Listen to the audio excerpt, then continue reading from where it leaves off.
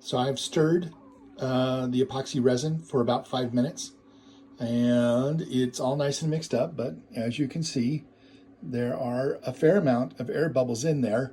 And if I pour it directly onto our clock right away, it's going to require just a whole lot of torching to get rid of the bubbles. So we have it setting at 145 degrees, and this will slow down the curing process, the fact that it's sitting on a heated cup warmer. And we're just going to give it about 5 minutes to see how much of those air bubbles want to come to the top before we pour it onto the surface of the clock.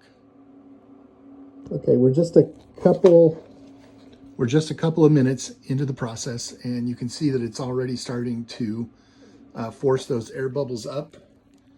Here's a side view of the cup. So let's give it another couple of minutes. So we can see here that there's not a whole lot of bubbles in there. It is pretty clear all the way through. So we're going to go ahead and pour it on our artwork, and I'll let you see what that looks like. Okay, so this is just after pouring.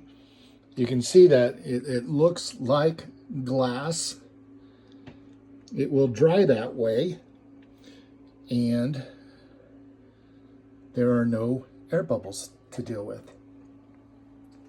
So I will also let you see what this looks like when it is dry. That'll be in a couple of days, but the epoxy resin hack, it works. It is awesome, and I hope you enjoyed this video.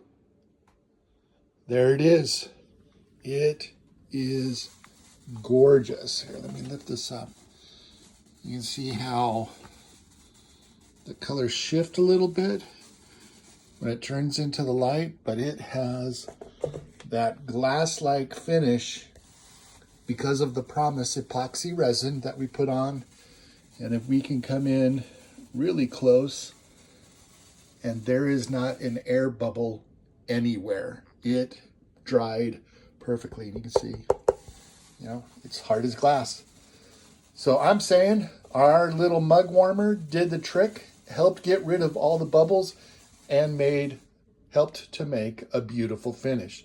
Thanks for watching. If you have any questions, please put them down in the comments and I will respond, and I'll check you out in the next video.